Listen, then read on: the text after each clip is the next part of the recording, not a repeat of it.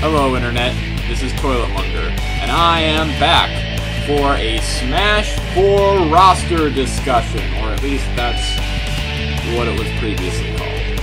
I think I'm going to change it to Ben Reacts to Smash Bros. 4, just because the Reacts part of the name kind of shows that this is looking back on the past, it's not looking towards the future. There are a lot of videos on the internet that are like, Smash 4 roster, who's gonna be in it?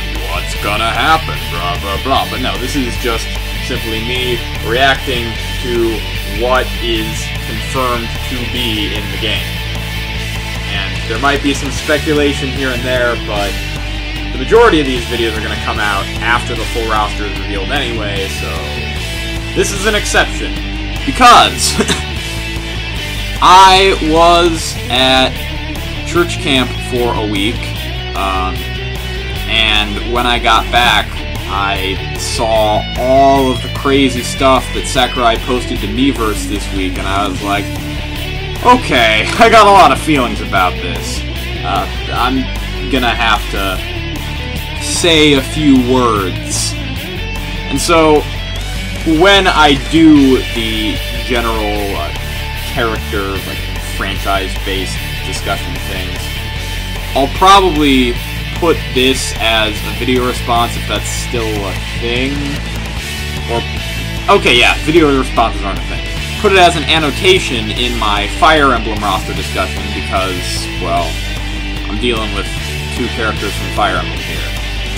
And I don't really feel the need to repeat myself, unless there's a significant amount of new stuff revealed about those new characters between now and then, which, I mean, there's probably going to be some stuff, but yeah, anyway, let's get right down to it. So, this week started off, Sakurai was teasing a new character reveal, and it was set for a specific time during the day. But hours and hours before any of that, he posted a trophy of Rayman from the Rayman series, which is not owned by Nintendo. It is owned by Ubisoft. And it is very strange to see a Rayman trophy, because up to this point, we have not seen anything from Ubisoft in Smash Brothers. Like, there hasn't even... I don't think even when you watch a video, like, trailer for Smash Brothers, that Ubisoft's name is even at the end where they list all those companies. So, that's kind of strange.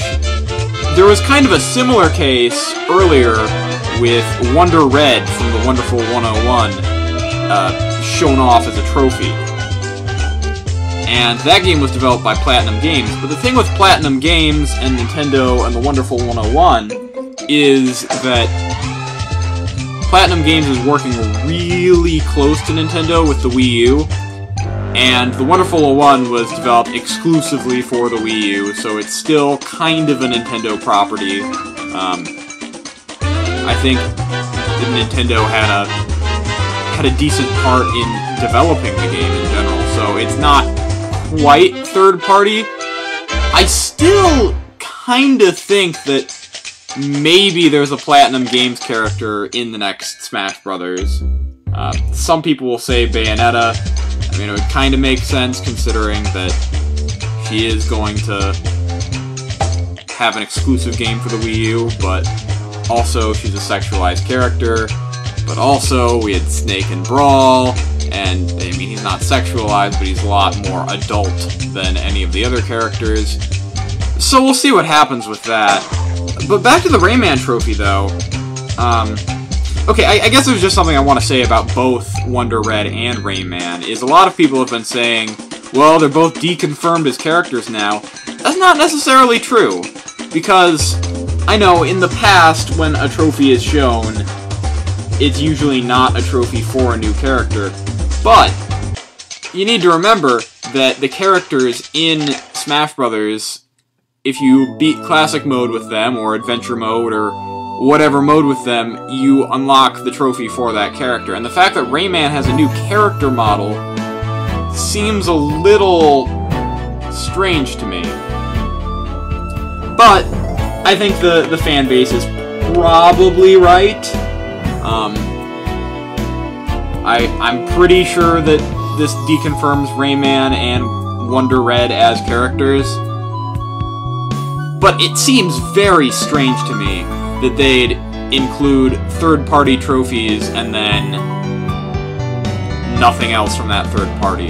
So I'm going to go ahead and make an assumption that, at the very least, Ubisoft, if not Ubisoft and Platinum Games, are going to get characters. And just the idea of that is crazy, because we already have Mario, Pac-Man, Mega Man, and Sonic all in the same game. Like 4 video game icons from different companies, like all duking it out. If we could add representatives from even more companies, that would just blow my mind. That being said, though, I don't want half the roster to be third-party. I think that kind of takes away from the idea of Smash Brothers. But I wouldn't be entirely opposed to having 5 third-party characters.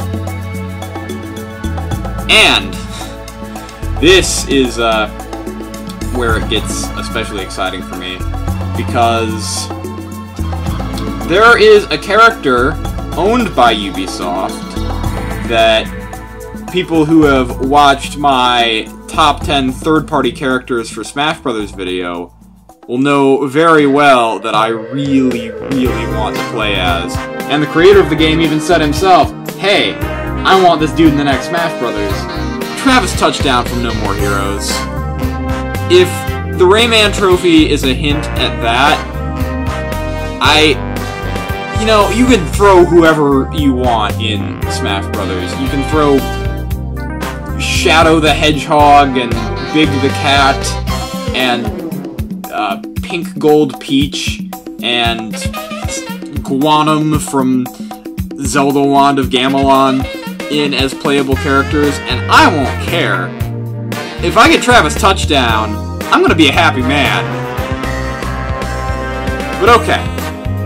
Most people watching this aren't watching for my discussion of the Rayman trophy. I think I might have gone on about that a bit too long. So, let's get right to the chase. So, on the morning that the Smash Brothers trailer was supposed to be shown, you clicked on the video thing, and then right away you can tell it's a Fire Emblem video. The cutscenes are done in the same style as the cutscenes in Fire Emblem Awakening, and man, I just want to say, I love the cutscenes in Fire Emblem Awakening. Like, I know that since this is on the computer, and it's a trailer for both the Wii U and the 3DS version, it looks a little nicer than the 3DS cutscenes, but just as a side note, the 3D cutscenes in Fire Emblem Awakening, like, are amazing. They're super stylized, but they still look pretty realistic and cool, and I don't know. I just never thought I'd see graphics like that on a Nintendo handheld. Anyway, it starts out, it's got this scene with Crom lying down on the floor, and Lucina just kind of hanging out or whatever. And then Captain Falcon comes out, all crazy-like, and he's doing his Falcon Punch and all this crazy stuff.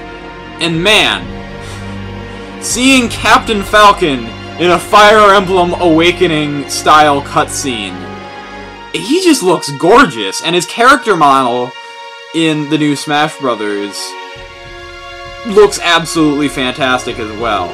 Captain Falcon in HD, oh, good, awesome, great, grand, fantastic. So, I know a lot of people were really anticipating Captain Falcon in the new game. They were wondering, where is he? Why isn't he on the website yet? He is one of the most iconic Smash Brothers characters. Like, more people know him from Smash Brothers than F-Zero, unfortunately. But that's not really a detriment to the F-Zero franchise. That's, like... You can say that about other characters, too. Like, you know, even with Fire Emblem coming to America, there are still probably more people that know Marth from Melee than Marth from Fire Emblem. But something about Captain Falcon just gets at the core of what Smash Brothers is about. The Falcon Punch has become so iconic that... Alright. rambling on. Okay, so yeah, Captain Falcon's in. He looks pretty much the same as... Or moveset-wise, he looks pretty much the same as he does in the previous games, which is fine because he had one of the most iconic movesets in the game. So, yeah, cool. Awesome. I will say, it's a little weird that over this past month, basically, like, since E3, we've gotten... Well, Ike was revealed just before E3, and then we got Pac-Man, Palutena, and the Mii Fighters. And then in this trailer, you have one returning character and 2 newcomers. So, generally speaking, they've tried to kind of put in newcomer like videos and stuff like after a long strand of veterans.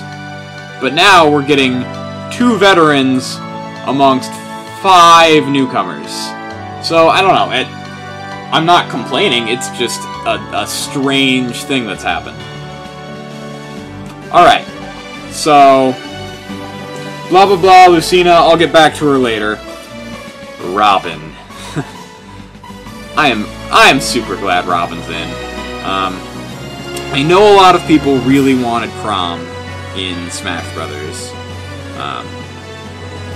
There are a number of reasons. He was the Lord of Fire Emblem Awakening, so he fills kind of the same role that Marth and Ike did in previous installments. And I don't know, a lot of people really liked his character in that game.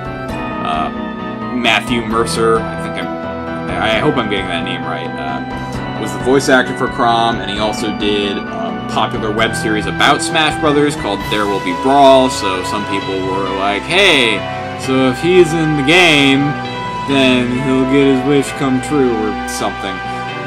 But, honestly, I am super glad that Robin's in. Like, I haven't played Fire Emblem Awakening until, like, just fairly recently, like a couple months ago. I didn't get it when it came out, so at the time when people started making these Smash 4, like, roster videos and were saying Chrom, I was like, yeah, fine, whatever. I don't really know the game or know the characters, so yeah, Chrom. But then when I actually played it, I was like, you know what?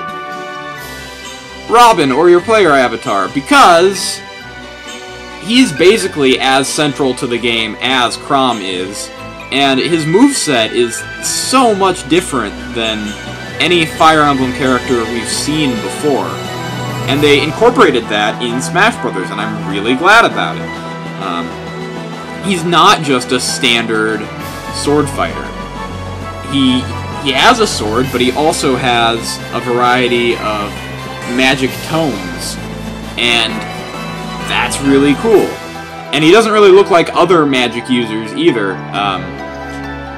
You know, he'll have like fire attacks and thunder attacks and whatnot, but the stuff I saw in the trailer, like his L-Fire and fire spells and stuff don't really look like Din's Fire or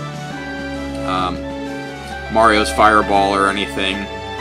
His thunder spells are way different than Pikachu's thunder attacks, or PK Thunder or anything like that. And he has Dark and Wind magic, which no other character really has. And what's kind of interesting, there's still a lot we don't know about Robin's moves. But what I found especially interesting is the tomes that he has.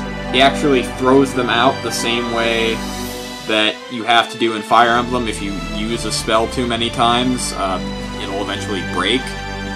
So, I don't know. I don't know how it's going to work. Some people are saying the different spells shown go through a cycle, kind of like Pikmin and Olimar, and how Olimar starts out throwing red Pikmin, then blue Pikmin, then yellow Pikmin, and then it goes into a whole cycle thing. I really hope that's not the case, and I really don't think that's the case, because in the trailer you see him using wind magic to propel himself. You see him using wind magic to propel himself upward as a recovery move. And so I would assume that's his default recovery move, and if his specials cycle through the different magic, I'm sorry, it just doesn't make nearly as much sense to have him shoot down electricity or fire or dark magic and propel himself upward. Wind, that's kind of its job. But yeah, we don't exactly know how everything's going to work. We do know that when the Levin Sword, which, by the way, I'm really glad he has the Levin Sword too. I think that's what I gave Robin in my playthrough of Fire Emblem.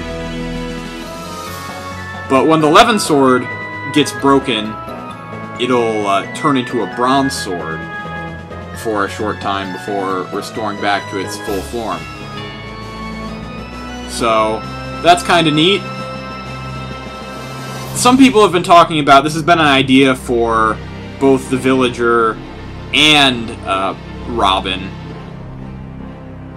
but being able to take your avatar from Animal Crossing New Leaf or Fire Emblem Awakening and then transferring them into Smash Brothers, I say take it a step further.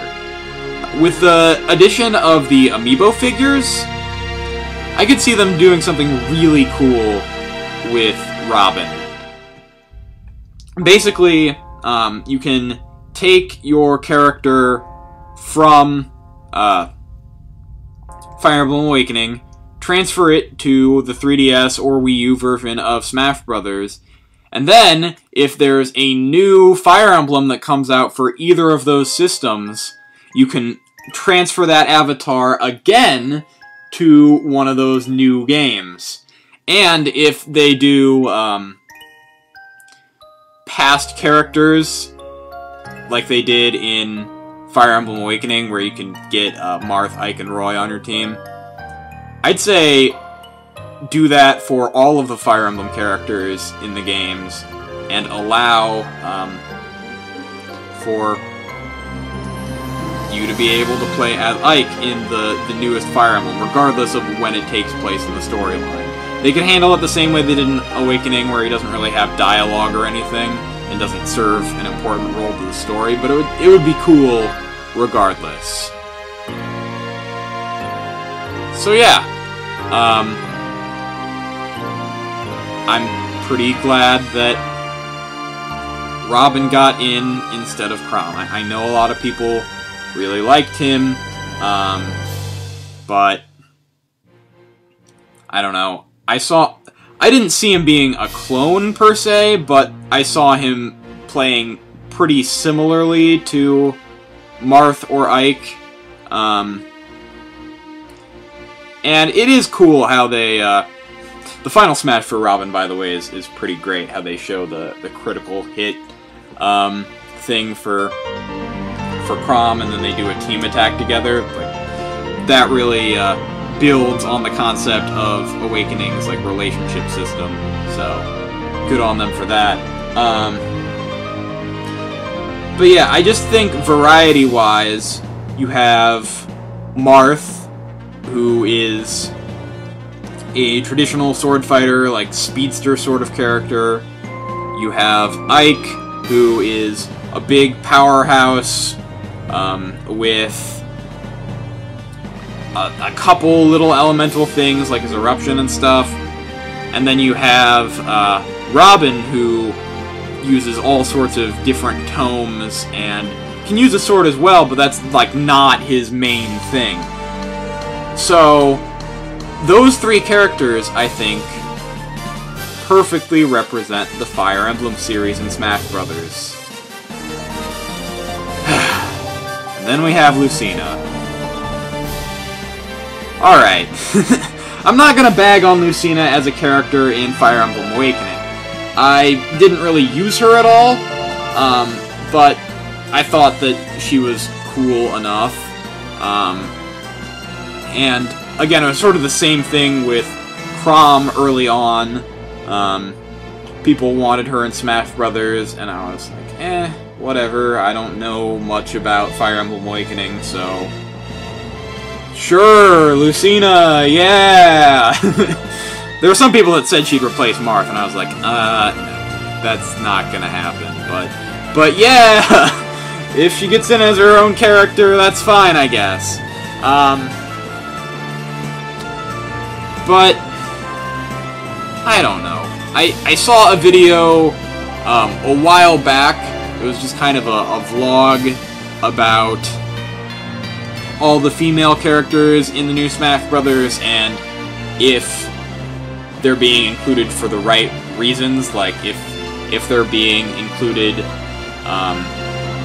you know, whether or not they're being included just for the sake of having more female characters. And at the time, I was like, no, I don't think they are, because each character that's included that just so happens to be female has something unique to offer to the game. Even characters that you would think would be clones or clonees, such as Rosalina, you know, you'd think she'd be similar to Princess Peach, have completely original movesets that are unlike anything we've seen in Smash Brothers before. And they're all important enough to their own games and whatnot that, yeah, it's justified for each new female character. Lucina isn't. That I hate to say it, but they're like, I don't know. They decided to make her a Marth clone, which makes sense considering that she goes on impersonating Marth for a good portion of Fire Emblem Awakening. But we don't need clone characters. There were some people early on that said if Chrom gets included, since he and Lucina would likely play very similar, have her as an alternate costume for Chrom. And there are some people that said, well, because she masquerades as Marth for basically the first half of Fire Emblem Awakening, have her as an alternate costume for Marth. But no, she's her own character, but all of her moves are Marth's. And I'll get into this more with my general, like, Fire Emblem roster discussion, but there was a lot of stupidity surrounding Ike and Roy and Chrom, like how they'd all replace each other in later Smash Brothers games, because people were like, oh, yeah, so since Ike replaced Roy in Super Smash Bros. Brawl, they're probably gonna replace Ike with someone in the next Smash Brothers. But that's not why. That wasn't the sole reason why Roy was replaced. He was a clone. And his game never came out in America. Ike had an original moveset, and Ike actually did make an appearance in Awakening. Then again, Roy did too, but it's like, because something happened once doesn't mean that it's going to keep happening. And you know, you can't just jump to the conclusion that the only reason Roy wasn't in the new game was because he wasn't the newest Fire Emblem character. Like, that's just ridiculous. But now with this new edition of Lucina, and the fact that she controls almost exactly like Marth, except her power apparently is in, like, the hilt of the sword and not the tip of the sword, which is one of the notable differences between Marth and Roy in Super Smash Bros. Melee. It's like they might as well have just brought back Roy. You know, I was not a Roy supporter at all before this announcement, but I guess the plus side to this is that at least Sakurai's being upfront about clone characters and not having us, you know, get the final game and then have to unlock a bunch of clone characters with no announcement of them beforehand. But I mean, the other thing about including Marth, Ike, and Robin is that they all debuted in different games. They're all from the same series, but they're all from different games within the series, and thus have different backstories and different, like, source material to pull from for the Smash Brothers universe. And it kind of adds to the overall theme of multiple worlds coming together. With Lucina, she debuted in the same game as Robin. And I don't know, I feel like what's gonna happen with Lucina is going to be pretty much exactly what happened with Roy. People are gonna hate her right now, and then when the game comes out, they're gonna be like, oh, Lucina's so much better than Marth, I'm gonna play her in tournaments all the time, and yeah, she should be in every Smash Brothers ever. And then when the next Smash Brothers comes out and there's no Lucina, then people are gonna be like, what the hell? Why wasn't she included? And then she gets replaced by someone with an original moveset, and I just think it's silly to add in a new character that pretty much right off the bat you know is going to be replaced. I did read an interview with Sakurai like shortly after the trailer premiered that said Lucina was very close to not making it in the game, because I think Sakurai kind of wanted the whole alternate costume idea, but then thought, well, unlike, you know, male Wii Fit trainer, female Wii Fit trainer, the villagers or whatever, that they're all kind of generic avatar sort of things, and so they don't really have their own unique personality. Sakurai thought, well, Lucina does have her own personality separate from Marth, so it wouldn't be quite as fitting for that, and so he decided to make a couple minor changes to her and said, well, in the cases of the other alternate costumes, they're exactly the same size, have exactly the same stats, their moves work in exactly the same way, so they can stay as alternate costumes. But since Lucina operates slightly differently than Marth, she gets her own slot. And just in general, you know, Smash Bros. Melee did wonderful things for the Fire Emblem franchise, bringing it to America, increasing its popularity worldwide, that sort of thing. Fire Emblem Awakening was a really successful game, sold more copies and got better reviews than any previous Fire Emblem.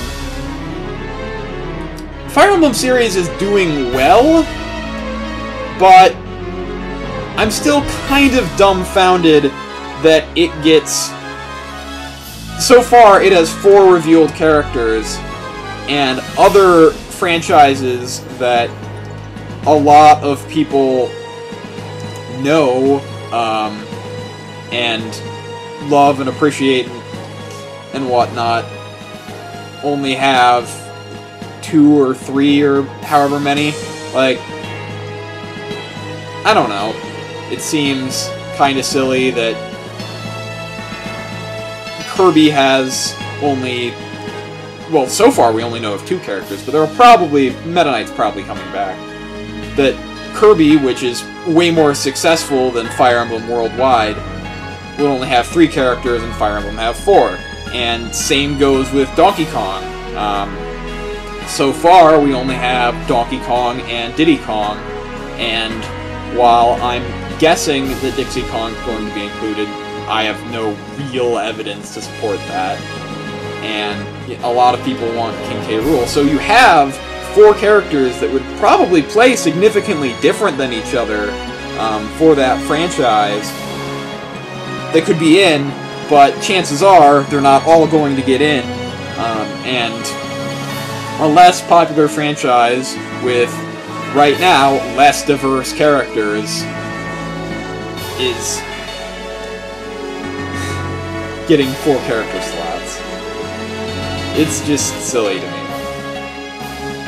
But anyway, I suppose I should wrap this up by talking about kind of people's expectations going into this trailer. There was a leak, I mentioned it in my pre-E3 discussion, called the Gamatsu leak. There's a website called Gamatsu, and some dude, some anonymous tipster, kept telling them Smash Brothers information. And there were 2 leaks. The first leak said that Villager, Wii Fit Trainer, Mega Man, Pac-Man, and me were all playable. And that turned out to be right.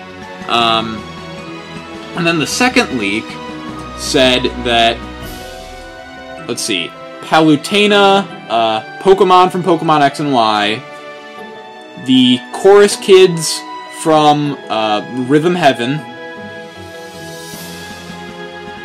Chrom from Fire Emblem Awakening, and Shulk from Xenoblade Chronicles would all be playable characters as well.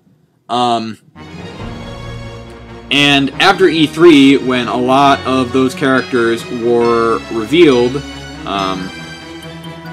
it both completely confirmed the first leak, and then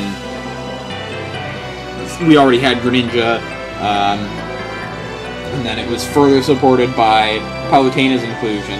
A lot of people just went ahead and assumed that the Gamatsu leak was completely accurate. But at this point, we see that's not the case, because Chrom is decidedly not playable.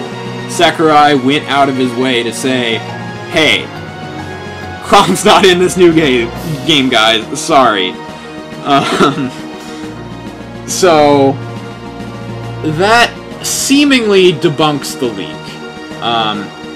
Because of the Gamatsu leak, and because the creator of Xenoblade Chronicles retweeted Sakurai's tweet about the announcement of the new character trailer, everyone kind of jumped on the Shulk bandwagon and assumed that he would be revealed. But there are a couple things I have to say about that. The creator of Xenoblade Chronicles, they said, like, oh, they only ever retweet when there's an announcement that directly relates to one of their games. That's not true! I seem to remember, before the Smash Brothers Direct that revealed Sheik, Zero Suit Samus, Greninja, Charizard, and Yoshi, that the creator of Xenoblade Chronicles retweeted that as well.